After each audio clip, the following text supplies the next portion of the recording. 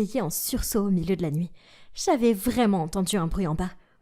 J'ai sauté du lit et j'ai rampé dans les escaliers pour trouver un voleur dans le bureau. J'ai couru à la cuisine, attrapé une grande poêle à frire et je me suis faufilée vers le voleur.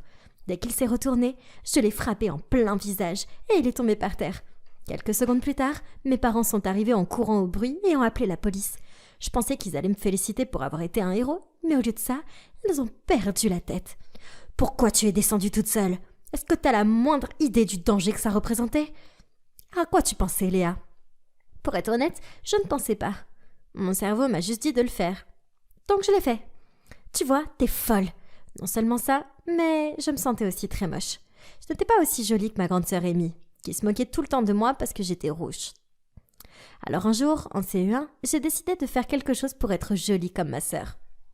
J'ai mis de la peinture murale rose sur mes cheveux et j'ai saupoudré des paillettes dessus. Je trouvais que j'avais l'air super cool, mais le principal n'était pas vraiment d'accord. Et j'ai été punie pour la 700e fois à la maison. J'ai fait de mon mieux pour me sentir mal, mais à ce moment-là, j'ai vu le plus mignon des chats boiter de l'autre côté de la rue. Oh non! Et si une voiture l'avait renversé? Sans réfléchir, je suis sortie par la fenêtre. Au moment où je ramassais le pauvre chaton, j'ai vu avec horreur un bus dévaler la route dans ma direction.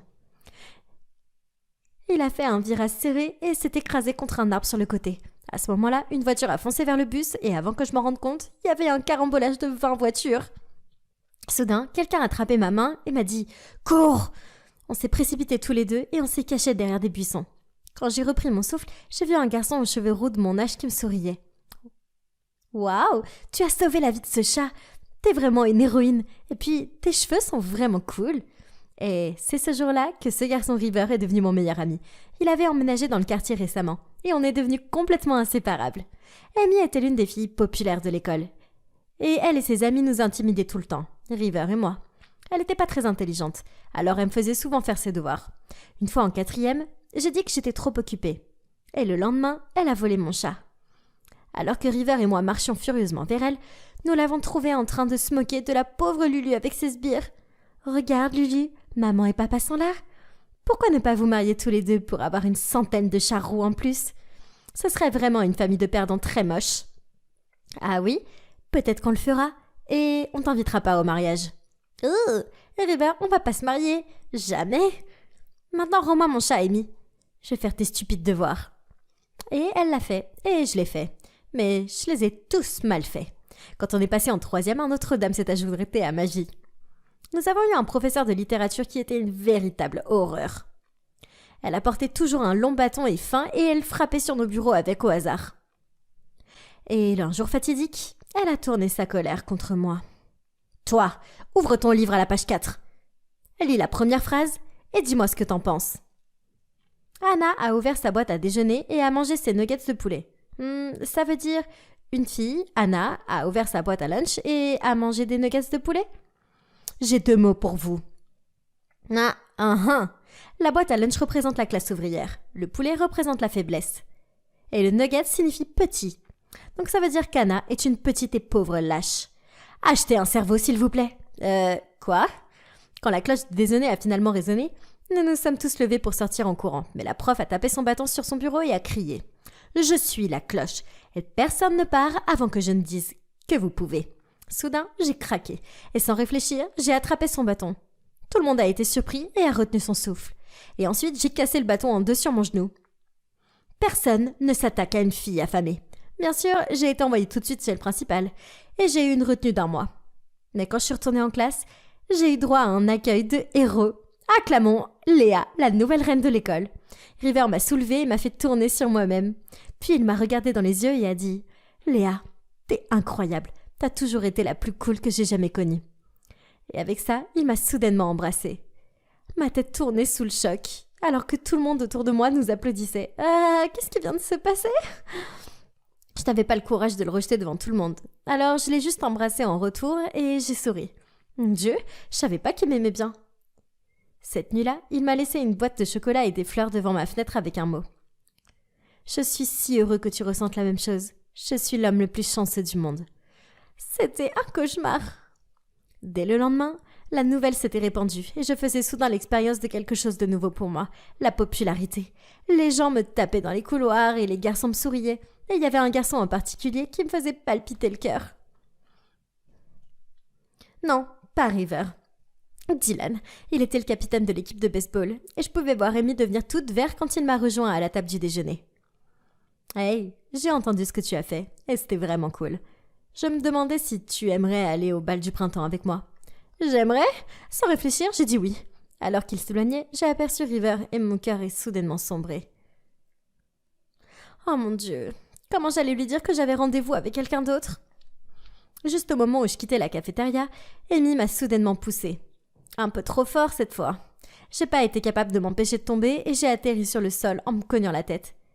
Et je me suis évanouie. Quand je me suis réveillée, je me suis retrouvée dans un lit d'hôpital. Bonjour Léa, tu es tombée et tu t'es cogné la tête. Dis-toi, qu'est-ce que tu te souviens de ce qui s'est passé avant ça? Je me suis souvenu de tout. Cette sorcière d'Amy allait le payer. Oh mon Dieu. Je devais encore briser le cœur de mon meilleur ami. Mais ensuite, la meilleure idée du monde m'a frappée. C'est comme si l'univers m'avait envoyé une opportunité et j'allais la saisir. Sans réfléchir, j'ai dit « Je me souviens de rien ». Après m'avoir posé quelques questions, le médecin m'a diagnostiqué une amnésie partielle. J'ai prétendu que je ne me souviens de rien, sauf de ma petite enfance. Ever était dévasté que je ne me souvienne pas de lui. Il a continué à me rendre visite et à essayer de me rafraîchir la mémoire. Tu ne te souviens pas de la première fois où on s'est rencontrés? Tu as sauvé le chat et tu l'as appelé Lulu? Je l'ai appelé Lulu? C'est un nom incroyablement stupide. River, je suis désolée, mais je me souviens pas de toi. C'est bon, je vais continuer à attendre jusqu'à ce que tu t'en souviennes. Non, je ne me souviendrai pas de toi. Je veux dire, je pense pas. Oh, j'ai mal à la tête. Je suis allée au bal du printemps avec Dylan et j'ai passé la plus belle des soirées avec lui. Quand il m'a déposée à la maison, je pouvais voir Amy nous espionner de sa fenêtre. Sur une impulsion, j'ai tiré Dylan vers moi et je l'ai embrassé. Il m'a embrassé en retour et honnêtement, ce baiser était parfait. En plus, ça a rendu Amy super furieuse, donc la vie était en quelque sorte parfaite. Sauf qu'elle n'était pas parfaite. Vous voyez, ça me brisait le cœur de voir River si triste à chaque fois que je le voyais. Et mon meilleur ami me manquait vraiment terriblement. Je ne savais pas comment réparer le gâchis que j'avais fait. Mais la situation s'est arrangée d'elle-même assez tôt. Un soir, alors que je me préparais pour un rendez-vous avec Dylan, Amy a soudainement fait irruption dans la chambre. Et m'a mis de la peinture rose sur la tête. « Qu'est-ce que tu fais ?» Oh, je suis désolée. Je pensais que c'était la peinture rose que tu aimais. J'avais 8 ans, espèce de psychopathe. Juste à ce moment-là, je me suis retournée pour voir River debout sur la porte. Donc, tu te souviens de ce jour? Amy avait raison. Tu te souviens de tout. Pourquoi tu mentirais, Léa? L'acte était en place et j'ai craqué. Parce que je ne t'aime pas comme tu m'aimes, River. Tu es mon meilleur ami et je pouvais pas supporter de te briser le cœur. River m'a juste fixé en état de choc, puis s'est détourné brusquement et il est parti.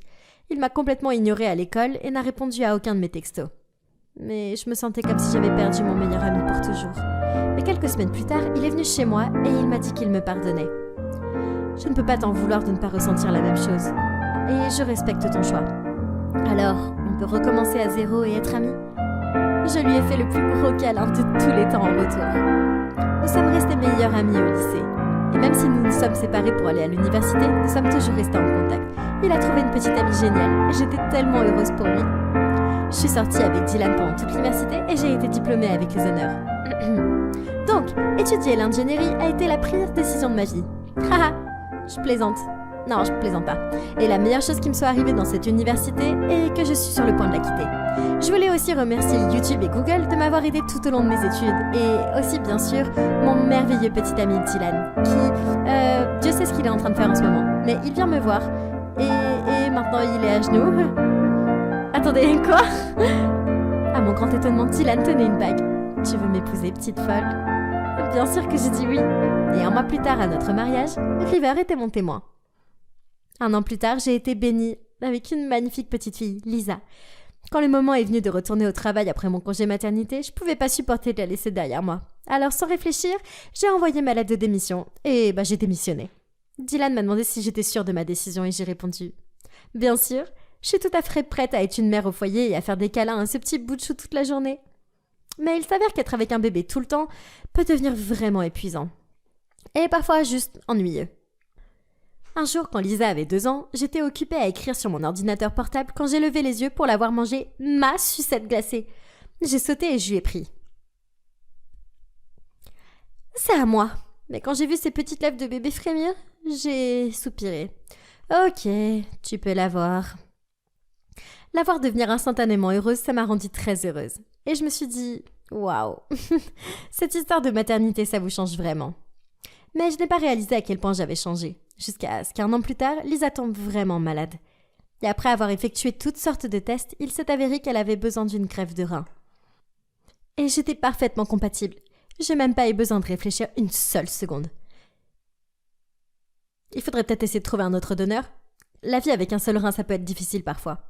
Personne ne peut être un meilleur donneur pour elle que moi, et j'ai même pas à y penser 2 fois.